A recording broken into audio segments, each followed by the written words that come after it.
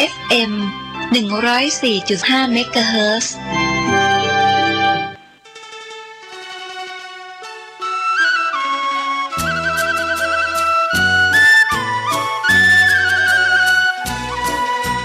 ความเจริญมั่นคงอยู่ที่ความเสียสละอดทนมั่นคงแข็งแรงแสวงหาความรู้ต่อสู้กับศักดิ์กำจัดสิ่งเสพติดเสริมสร้างชีวิตพอมีพอเพียงพระบาทสมเด็จพระเจ้าอยู่หัวท่านรับสั่งให้ใช้ชีวิตพอมีพอเพียงเราก็อยู่กันได้เพราะฉะนั้นคนไทยต้องสมัครสมานสามัคคีหันหน้าเข้าหากันปรึกษาหากันรักกันฉันพี่น้องเราก็จะอยู่ได้เพราะเวลานี้ยุคโลกาภิวัตน์มันจะมีการเปลี่ยนแปลงทางขนบธรรมเนียมจริตประเพณีบางสิ่งบางอย่างก็ขอให้นึกถึงบรรพบุรุษของชาติว่าบรรพบุรุษปู่ย่าตายายเราได้สั่งสมอบรมลูกหลานของคนไทยทุกคนให้ตั้งอยู่ความสามัคคีมีความสมัครสมานกลมเกลียวเมตตาปราณีเอื้ออารีเอื้ออาทรในราชการเวลานี้ประเทศชาติของเราก็เจริญมั่นคงเพราะเหตุว่าคนไทยรวมน้ำจิตน้ำใจกันสร้างสรรค์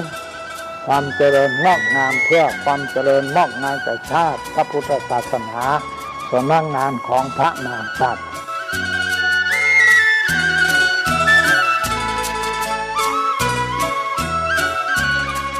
ธรรมะข้อคิดจากพระเดชพระคุณท่านเจ้าคุณพระเทพวิสุทธิคุณ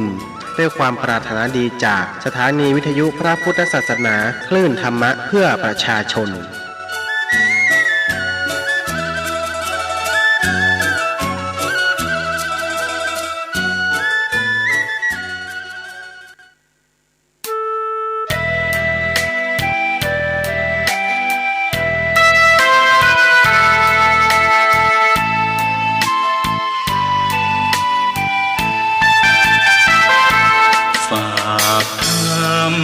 ยามดึกกับสายลมเพื่อความสุขสมทวนทั่วทุกหัวใจถึงคนทั้งโลกซึ่งอยู่แดนไกล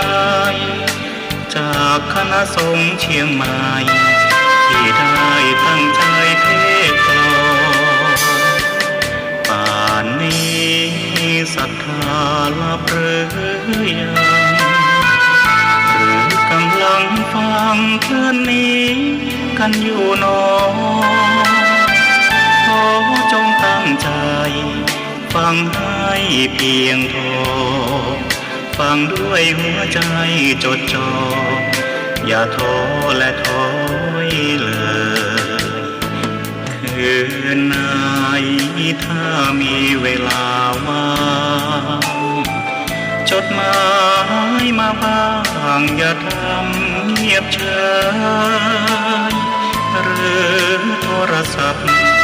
เข้ามาติชมเชยถามปัญหาเถิดเอ่ยจะเฉลยให้สุนทรฝากธรรมนี้มาช่วยย้ำเตือนอย่าลืมอย่าเลือนน้ำคำที่พร่ำสอนสังคมวุ่นวายสุดแสนอาวรณ์วันกลัวโลกจะรุ่มร้อนวันคำจะลับลอ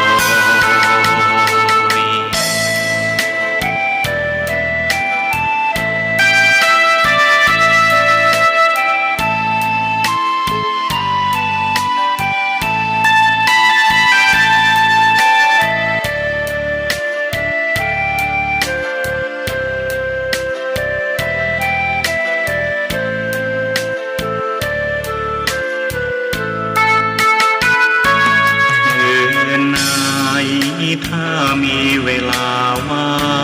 งจดหมายมาบ้างอย่าทำเงียบเฉยหรือโทรศัพท์เข้ามาติชมเชยถามปัญหาเถิดเอ่ยจะเฉลยให้สุนทร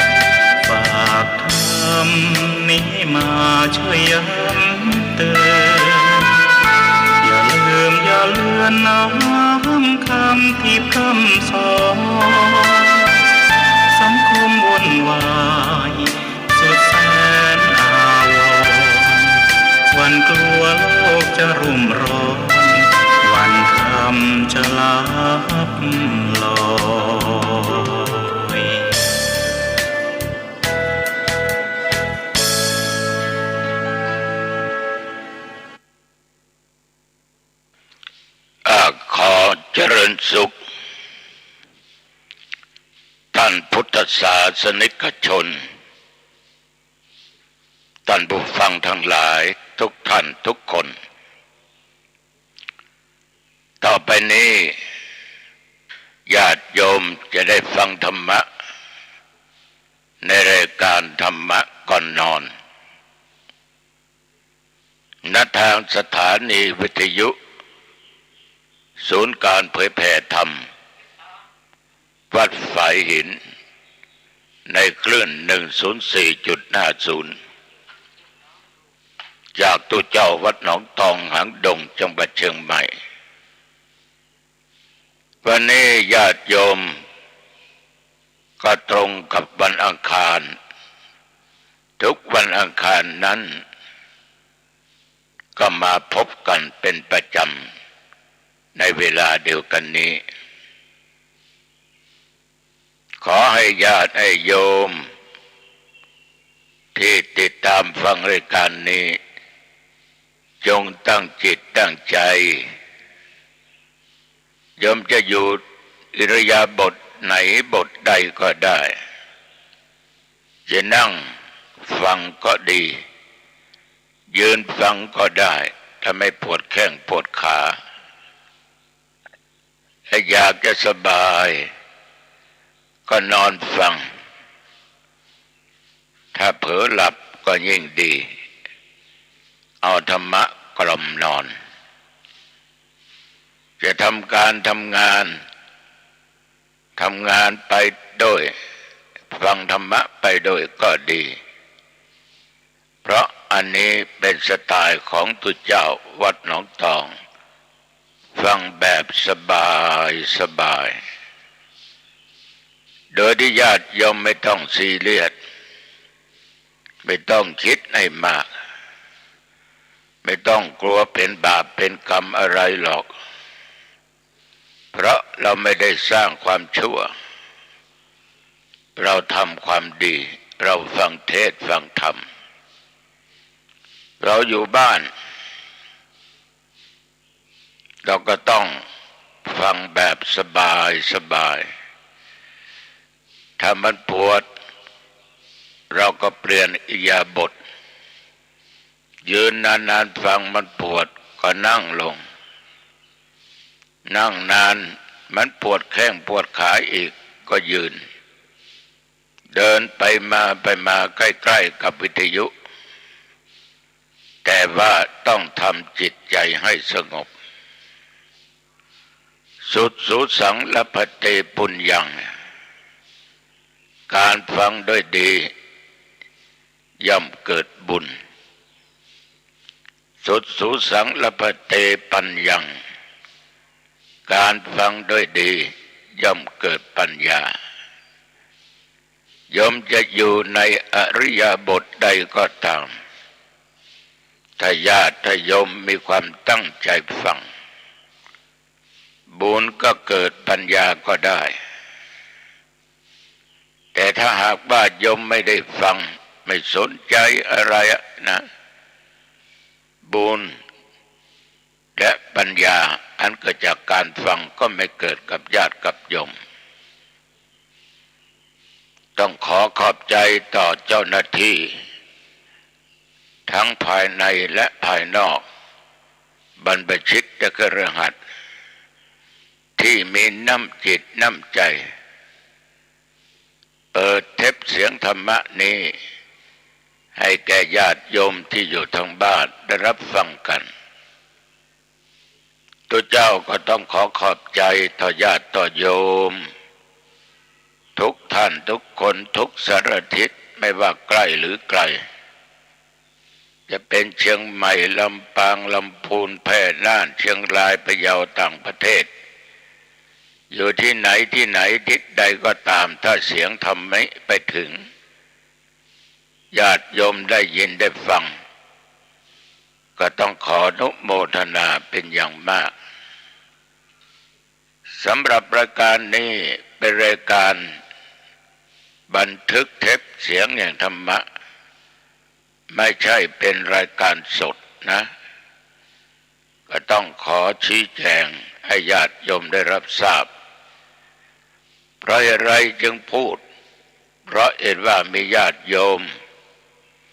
ได้โทรไปถามตามหมายเลข0819503471ว่าหลวงพ่อรายการธรรมะที่ออกธรรมะก่อนนอนนั้นเป็นรายการสดหรือเป็นการบันทึกเสียงก็ตอบว่าเป็นการบันทึกเสียงญาติโยมจะออกรายการสดไม่ได้ทุกวันนี้อาตมาภาพมีฉันทะในความพอใจในการทำงานการเผยแผ่ธรรมนับเวลาแล้วได้52 ปีจัดรายการทางวิทยุต่างๆถึง7-8 สถานีด้วยกันทั้งพูดเป็นภาษากลางภาษาท้องถิ่นและเทศนาธรรมแบบพื้นบ้านพื้นเมืองเหนือ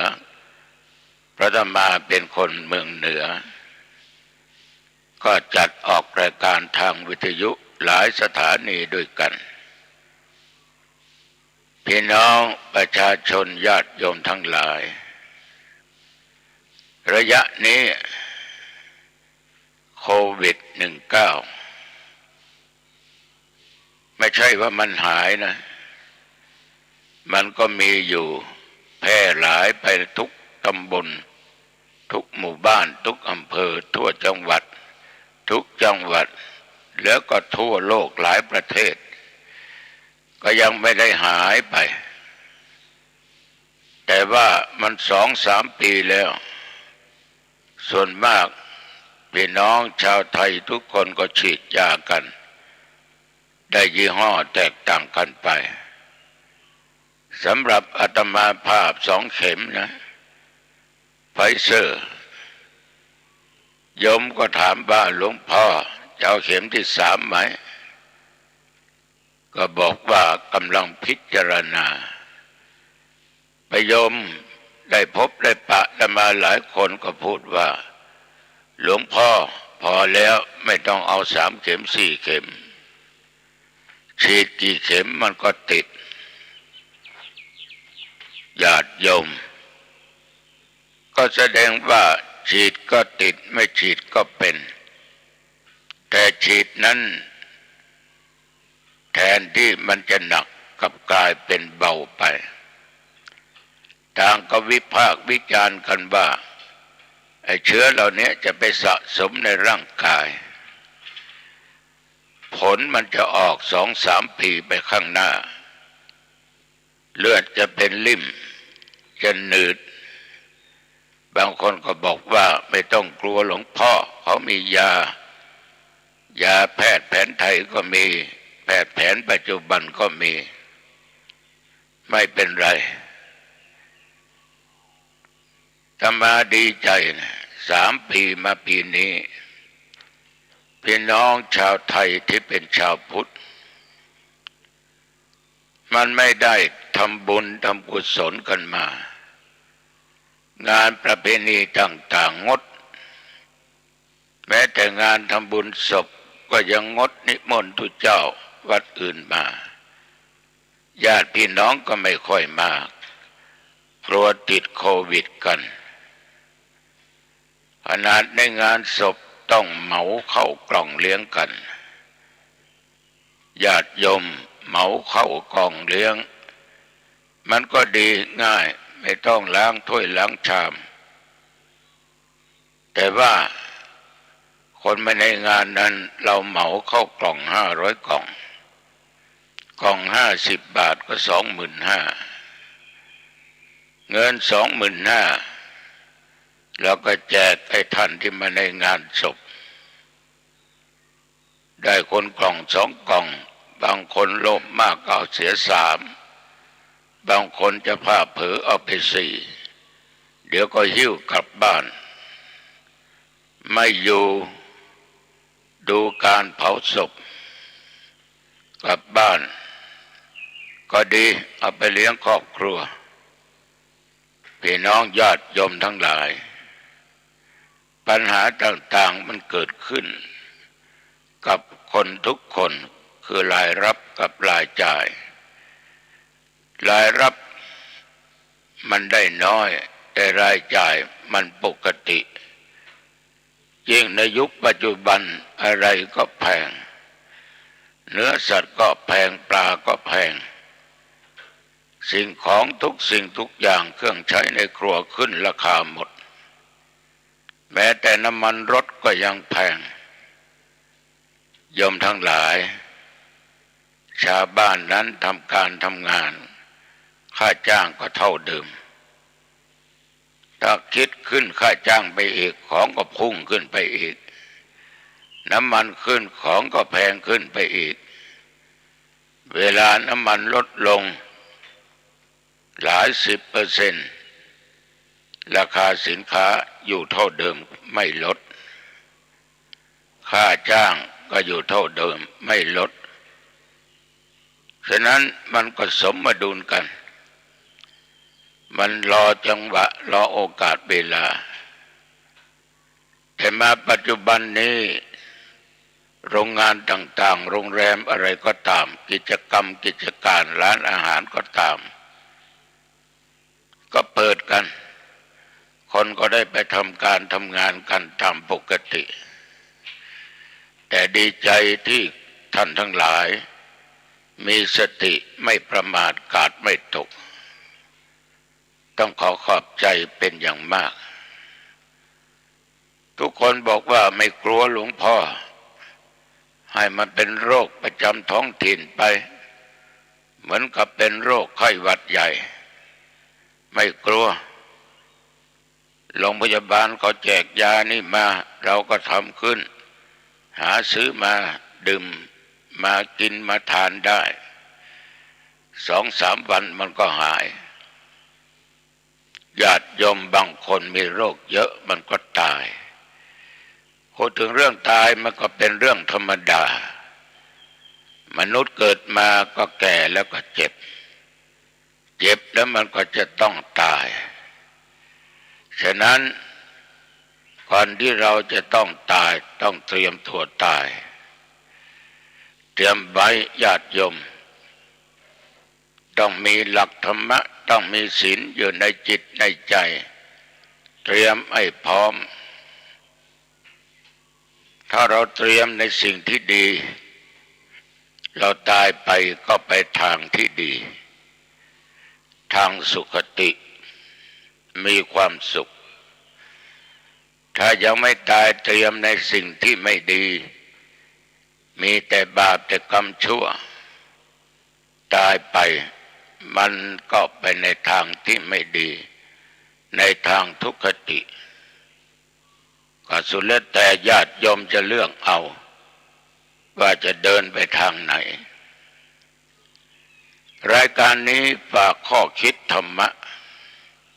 ให้ญาติโยมนำไปคิดไปตรึกตรองพิจารณาเอาเหตุและเอาผลมาวัดกันธรรมะที่จะพูดให้ฟังวันนี้ก็เรื่องประธานคือความเพียร4 อย่าง4 ประการตามหลักของธรรมะในทางพุทธศาสนาความเพียร4 ประการนี้สังวรประทานเพียรระวังไม่ให้บาปเกิดขึ้นในสันดานในตัวในตนปหานประทานเพียรละบาปที่เกิดขึ้นแล้วภาวนาประทานเพียรให้กุศลเกิดขึ้นมีในสันดานอนุรักษณาประทานเพียรรักษากุศลที่เกิดขึ้นแล้วไม่ให้เสื่อมสาธุชนญาติโยมความเพียร4 อย่างนี้เป็นความเพียรชอบเป็นความเพียรที่ประกอบให้มีในตนทุกคนนั้นจะรอดพ้นความทุกข์ ความโจรได้ ก็เพราะความเพียรกิจการงานจะสำเร็จผลได้เพราะความเพียรการศึกษาจะเรียนจบได้ก็เพราะความเพียรไปทิศไหนทิศใดจะไปถึงจุดหมายปลายทางได้เพราะความเพียรสรุปแล้วเราจะทำอะไรจะพูดอะไรจะคิดอะไรจะสำเร็จผลอยู่ที่ความมุมานะบากบั่นภาคเพียรเรื่องการทำงานถ้าจิตใจท้อแท้ไม่ไหวจะหยุดละไม่ทำละมันลำบากอ้างนุ่นอ้างนี่ไปไม่รอดมันก็ไม่สำเร็จผลฉะนั้นญาติโยมจะมามีความมั่นใจเหมือนกับญาติกับโยมที่นั่งฟังธรรมะก่อนนอนจากตัวเจ้าวัดหนองตองจะมาว่าโยมทุกคนนั่นนะมีวิริยะความเพียรมากกลางวันออกบ้านไปทำงานตั้งแต่เช้าเย็นกลับมาบ้านต้องมาทำนู่นทำนี่ทำอาหารการกินเลี้ยงกันภายในครอบครัวอาบน้ำอาบท่าเปลี่ยนผ้าเปลี่ยนครัวญาติโยมมีจิตใจที่ไม่ขาดสติมีมานะมีความอดทนอดกลั้นมีความเพียรพยายามอยู่ในจิตในใจว่าวันเนี้ยเวลาเนี้ยกูจะต้องฟังรายการธรรมะก่อนนอนจากตัวเจ้าวัดหนองตองถ้าโยมไม่มีวิริยะจิตใจที่เข้มแข็งมันจะรอฟังไม่ได้นอนหลับปุ๋ยหรือไปสนุกสนานทางอื่นเสียก็ได้แสดงว่าโยมที่ฟังมาหลายครั้งได้สำเร็จผลเพราะเราฟังถ้าจะให้สำเร็จผลจริงๆฟังด้วยความพอใจฟังด้วยความเพียรพยายามฟังแล้วตรึกตรองพิจารณาเอาเหตุและเอาผลเมื่อตรึกตรองพิจารณาแล้วเห็นว่าธรรมะที่ฟังนั้นมีเหตุมีผลมีสาระดีก็เก็บเอาสิ่งดีๆไปเป็นข้อปฏิบัติประจำชีวิตประจำวันเป็นแสงสว่างนำทางญาติโยมก็จะสำเร็จผลตามความปรารถนาพี่น้องญาติโยมบาปคือความชั่วช้าลามกพอพูดถึงบาปแล้วมันน่ากลัวจริงๆถ้าถามโยมทั้งหลายว่าโยมอยากได้บาปไหมโยมก็ตอบว่าไม่เอาถามคนโน้นคนนี้ก็ตอบว่าไม่เอาทำไมไม่เอาบาปกลัวตายแล้วตกนรกญาติโยมก็จะตอบกันอย่างนี้แต่ว่าคนเราก็ยังทำบาปทำสิ่งที่ชั่วช้าลามกอยู่ตลอดเวลารู้ไหมว่าทำไม่ดีนั่นน่ะไม่ว่าจะเกิดจากทางกายทางวาจาทางด้านจิตใจทำร้ายร่างกายคนอื่นบาปทรมานทรกรรมสัตว์บาปฆ่าสัตว์ก็เป็นบาปฆ่าคนก็เป็นบาปทำอะไรที่ผิดศีลห้าผิดกฎหมายบ้านเมืองมันทำไม่ถูกตามทำนองคลองธรรม มันก็เป็นบาปถามว่าคนที่ทำเขารู้ไหมว่าทำแล้วผลของการทำบาปนั้นมันได้รับความทุกข์ความทรมานด้านจิตใจหลบซ่อนกลัวคนนั้นรู้กลัวคนนี้รู้กลัวเจ้าหน้าที่บ้านเมืองรู้ดังที่เป็นเรื่องเป็นข่าวกันจะตลอดเวลาไม่ว่านักบวชไม่ว่าคฤหัสถ์ถ้าเป็นนักบวชอุตริทำอะไรนอกรีดนอกรอยนอกศีลนอกธรรมรู้ไหมนักบวชว่าทำอย่างนี้เป็นบาปแต่ทำไมเขาถึงทำเพราะความโลภอยากได้เพราะโมหะความหลงเมื่อสิ่งเหล่านี้เกิดขึ้นความอยากเกิดขึ้นไม่กลัวละบาปกลัวจะอดจะอยากกลัวไม่ได้กินกลัวไม่ได้เอาลักก็ลักวะลักทรัพย์ปล้นจี้เอาทรัพย์สินเงินทองของคนอื่นบางทีนั้นข้าเจ้าเอาทรัพย์ก็ยังมีขนาดศึกชิงมรดกครอบครัวเดียวกันระหว่างพี่กับน้องก็แย่งชิงกันฆ่ากันตายทรัพย์สมบัตินี้ต้องเป็นของกูคนเดียวกูต้องครอบครองมึงเป็นตัวขัดขวางชีวิตกูมึงต้องตายฆ่าได้ทั้งพี่น้องแม้แต่พ่อแม้แต่แม่ผู้ให้ชีวิตผู้ให้กำเนิดนับภาษาอะไรพี่น้องมันจะไม่ฆ่าขนาดแม่มันนะอุ้มท้องมาเป็น9 เดือน10 เดือนเลี้ยงมาร่วมกับพ่อมันยังฆ่าลงคอฟ้องร้องเอาทรัพย์สมบัติจากพ่อจากแม่ได้ไปแล้วก็เอาไปขายสุรุ่ยสุร่ายไปซื้อยามาเสพเอาไปเล่นการพนันหมดมันทำได้ทั้งที่รู้ว่าสิ่งเหล่านี้เป็นบาปเป็นลูกอกตัญญูทรพีทรกรรมทำกับพ่อกับแม่ตายแล้วตกนรกทำไมมันไม่กลัวบาปเพราะความอยากได้เพราะโลภะเอาครอบงำด้านจิตใจโมหะความลุ่มหลงมันเลยขาดสติขาดปัญญา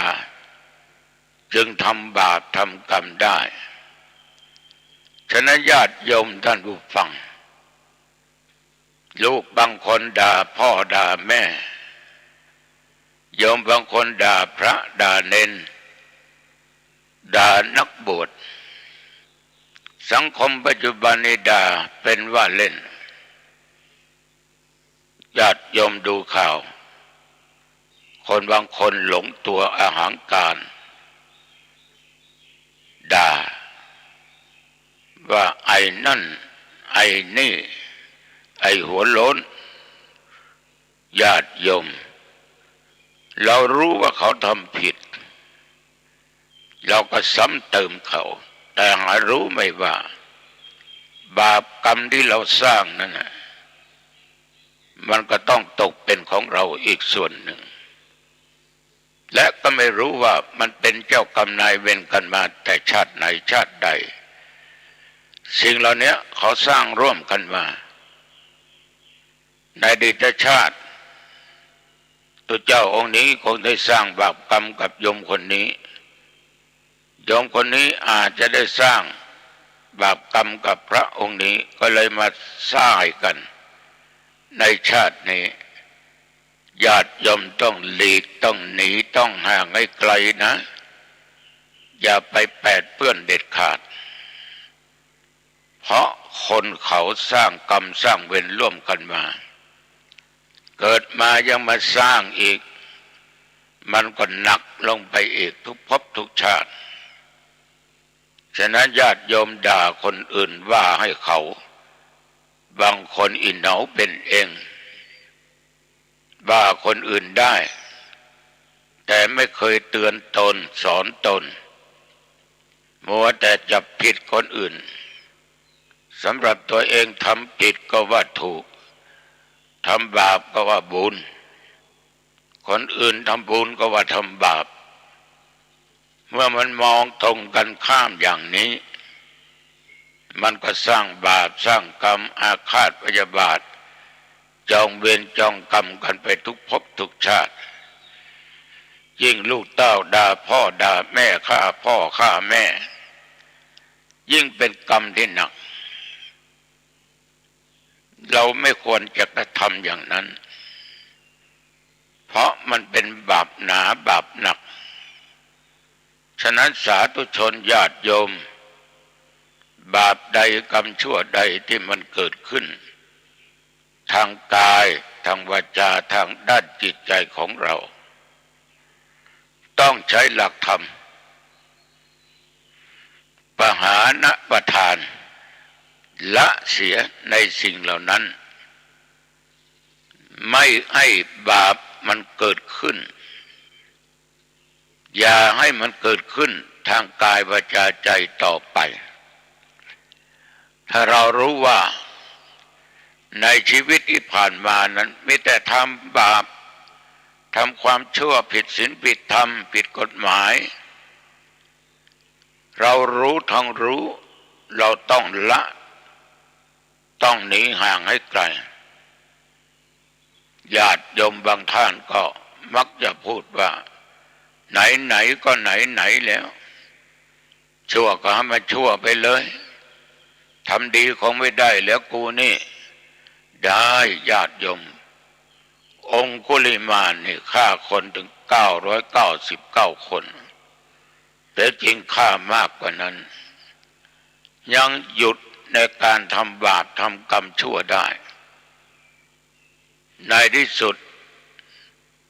ทิ้งมีดทิ้งอาวุธกราบไหว้พระพุทธเจ้าพระพุทธเจ้าก็บวชให้แก่พระองคุลิมานญาติโยมมหาโจรองคุลิมานกลับใจเราทุกคนที่เป็นชาวพุทธที่นั่งฟังตุเจ้าอยู่นี้ไม่เคยไปวัดไม่เคยฟังเทศน์ฟังธรรมไม่เคยใส่บาตรไม่เคยร่วมสร้างโน่นสร้างนี่ไม่เคยช่วยเหลือพี่น้องชาวบ้านที่ตกทุกข์ได้ยากไม่เคยร่วมมือกับชาวบ้านชาววัดสร้างสิ่งที่ดีที่งามโยมบางคนนี้จะไปวัดก็อายจะไปช่วยเพื่อนบ้านก็อายไปอายบุญอายความดีนี่ไม่ถูกต้องตัดสินใจให้เร็วที่สุดว่าไม่ได้แล้วชีวิตของกูนี่มาปุนนี้แล้วกูจะอยู่ไปสักกี่วันกี่เดือนกี่ปีก็ไม่รู้ก็รีบหันหน้ากลับมาสร้างความดีร่วมกับพี่น้องชาวบ้านเขามีการมีงานอะไรเราก็ไปช่วยทำทางวัดมีงานอะไรเราก็ไปช่วยทำรักษาศีลหันหน้าฟังเทศน์ฟังธรรมให้ทำบุญสุนทานให้ทานไปแล้วเจริญเมตตาภาวนามันไม่มีอะไรสายเกินไปญาติโยมโอกาสเวลามีอยู่ถึงจะน้อยแต่ก็ยังดีกว่าไม่ทำนะอย่าให้บาปมันเกิดขึ้นซ้ำๆซับๆต้องละเสียญาติโยมต้องละนะพ่อค้าสำเภาทั้งหลาย700 คนเนี่ย700 คนที่ออกไปค้าขายทางมหาสมุทรเกิดลมหลวงตีมา คนเหล่านั้นญาติโยมส่งเสียงดังลั่นร้องไห้ก็มีว่าต้องตายแน่อย่างนั้นอย่างนี้โยมเคยฟังพระมหาชนกไหมองค์สมเด็จสัมมาสัมพุทธพุทธเจ้าอดีตชาตินั้นเมื่อเหตุการณ์อย่างนี้เกิดขึ้นท่านนึกถึงข้อศีลข้อธรรมเท่านั้นเองสงบนิ่งจนเขาถามว่าจะจมน้ำตายอยู่แล้วทำไมไม่เดือดไม่กลัวตายท่านก็บอกว่าเราไม่กลัวตายเรานึกถึงศีลดูดวงเดือนที่อยู่บนฟ้าพระจันทร์เต็มดวงก็นึกถึงอุโบสถศีลที่ตัวเองได้ปฏิบัติในที่สุดท่านเหล่านั้นก็ขอศีลจากกูตถาคตอดีตชาติเป็นโพธิสัตว์นั้นเขาบอกข้อศีลจมน้ำตายไปแต่ละท่านแต่ละท่านแต่ละยกในที่สุดก็ไปเกิดบนสวรรค์พี่น้องญาติโยมชั่วระยะที่ไม่นานนักก็สามารถเกิดพลังบุญได้แต่ถ้าเรายังคิดอยู่ว่าตายแน่กูตายแน่แต่ไม่ทำอะไรโยมจะเห็นได้ประเพณีบางสิ่งบางอย่างที่เรายึดถือกันคนใกล้จะตายมักนิมนต์พระไปเทศน์ถ้าว่าคนใกล้จะตายนั้นมีสติพระเทศน์หูยังได้ฟังใจยังนึกไปตามธรรมะญาติโยมลืมบาปหมดในจิตใจมีแต่ธรรมะมีแต่บุญดับกิจครานั้นสุขติเป็นที่หวังบางท่านบางแห่งก็ให้ตุเจ้าให้ท่านผู้รู้ไปบอกว่านึกถึงบุญกุศลนะที่เราสร้างนึกถึงศีลถึงธรรมนะที่เราได้รักษานึกถึงพระถึงเณรนะนึกถึงสิ่งที่ดีๆนะพุทโธนะธัมโมนะสังโฆนะที่เขาไปบอกเป็นการเตือนสติคนใกล้จะตายจะได้สำนึกละทิ้งบาปเวลาใกล้จะดับจิตแล้วนึกถึงบุญกุศลสิ่งที่ดีๆที่คนใกล้จะตายได้สร้างมาจิตใจเขาก็ไม่เศร้าหมอง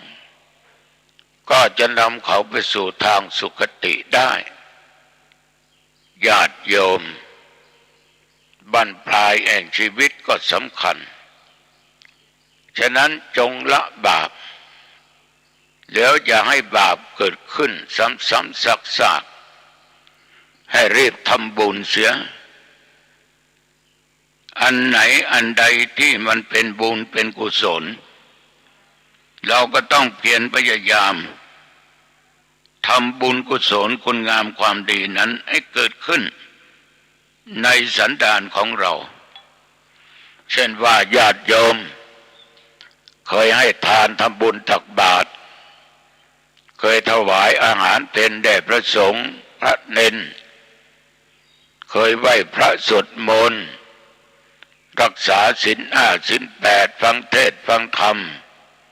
เจริญเมตตาบรรณภาวนา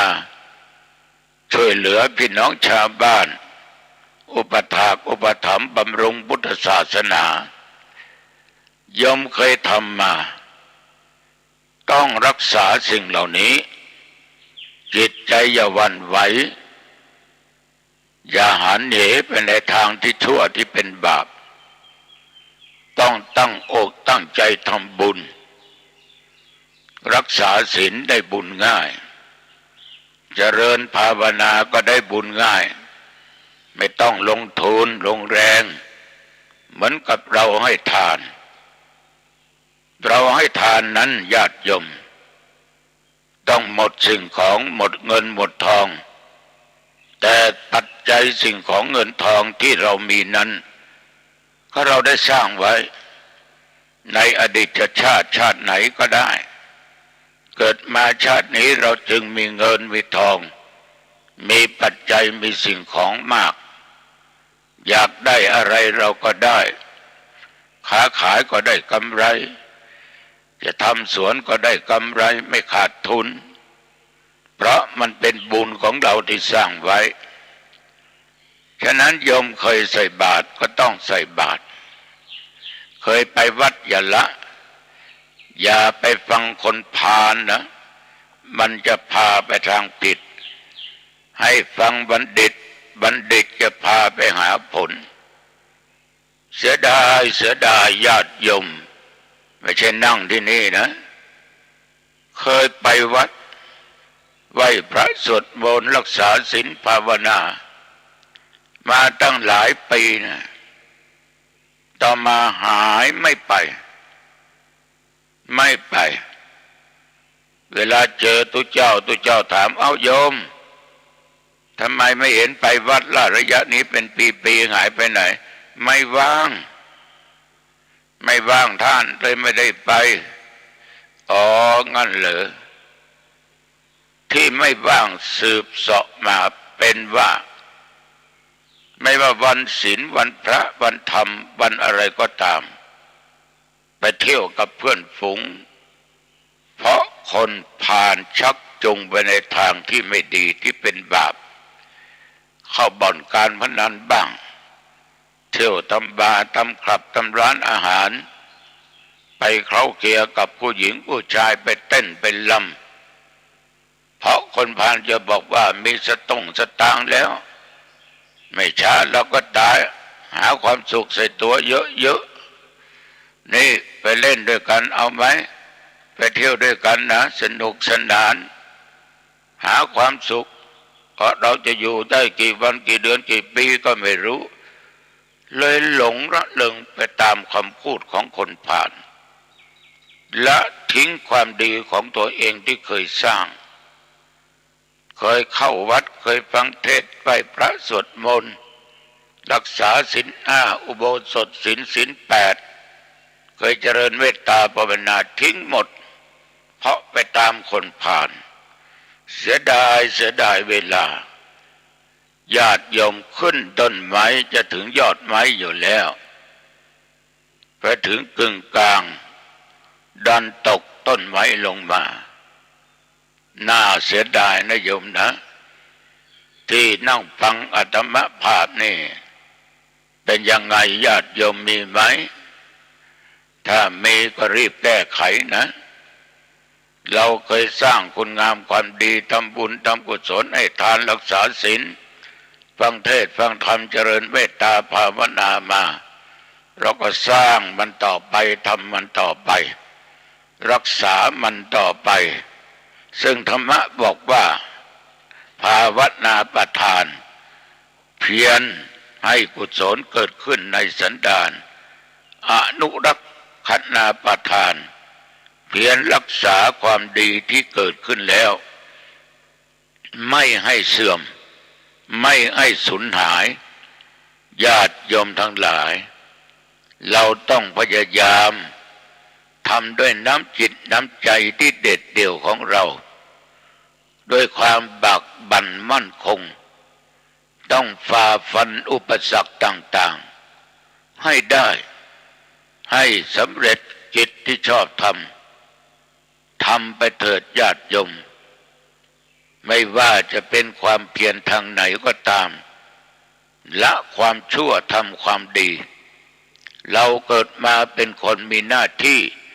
ทำความดีให้เกิดขึ้นญาติโยมมีหน้าที่ทำความชั่วทำบาปให้เกิดขึ้นอย่างนี้มันไม่ถูก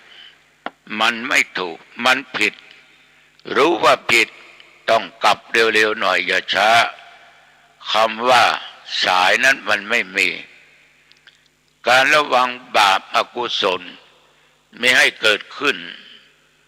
อีกอย่างหนึ่งนั้นต้องระวังอินทรีย์นั้นมันเป็นใหญ่ นั่นคือตาหูจมูกลิ้นกายใจ อย่าให้สิ่งเหล่านี้เกิดความกำหนัดยินดีในเมื่อเห็นรูปที่สวยงามหรือขัดเคืองเมื่อเห็นรูปที่ไม่สวยงามก็เป็นอนิจฐานลมที่ไม่ชอบไปชอบสิ่งที่มันสวยงามเหล่านี้เป็นต้นอันเป็นการทำให้เกิดบาปทุจริตครอบงำในด้านจิตใจฉะนั้นอินทรีย์นี่สำคัญนะตาก็สำคัญหูจมูกลิ้นกายใจเพราะมันเป็นใหญ่ในร่างกายของเรามันเป็นประตูที่สำคัญตาเห็นรูปเฉยๆไม่มีอารมณ์หูได้ยินเสียงเฉยๆไม่ใช่ว่าไม่ฟังนะฟังไม่เอามาเป็นอารมณ์ถ้าฟังแล้วมันเป็นอารมณ์ในทางเสียทิ้งถ้าเห็นแล้วเป็นอารมณ์ทางเสียทิ้งญาติโยมจมูกได้รับกลิ่นที่มันเหม็นไม่ชอบทิ้งไปอย่าคิดอย่าซีเรียสกับมันลิ้นได้ริมรสอาหารที่ไม่ชอบทิ้งไปเสียกายได้สัมผัสความร้อนความเย็นความหนาวความแข็งความนุ่มนวลอย่าให้เกิดอารมณ์มันไม่ดีจะเป็นทางเกิดบาปใจญาติโยมคือธรรมารมณ์ต่างๆที่เกิดขึ้นทั้งที่เป็นอิทธารมณ์อารมณ์ที่ชอบตาเห็นรูปนั้นอันคนนั้นคนนี้ชอบมันเป็นทุกข์ญาติโยมอนิจจารมณ์ไปเห็นรูปที่ไม่พึงพอใจไม่สบายตาไม่สบายใจก็อย่าคิดนึกว่าเป็นเวรเป็นกรรมของเขาฉะนั้นระวังอินทรีย์เหล่านี้มันจะพาเราบินไปในทางที่ไม่ดีเป็นบาปเป็นกรรม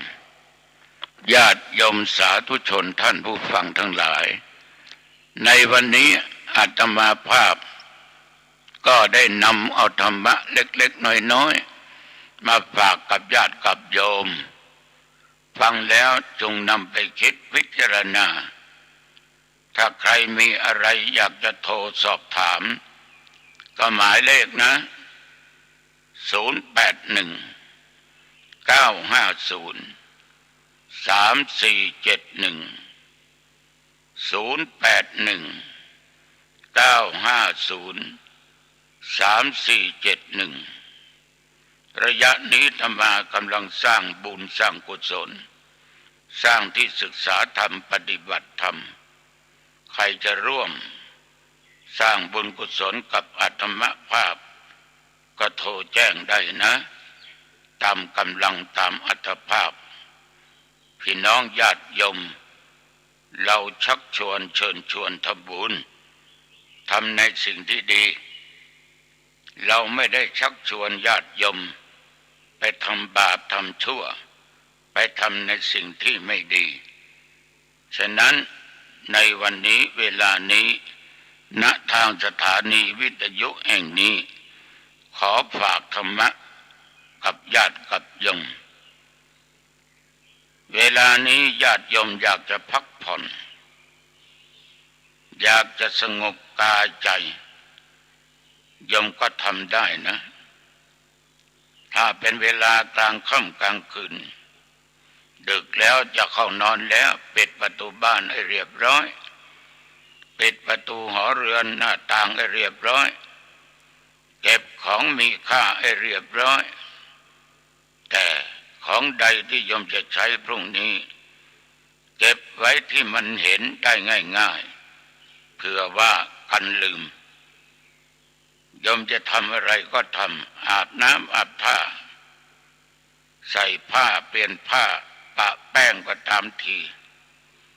จะทานอาหารทานของว่างก็ได้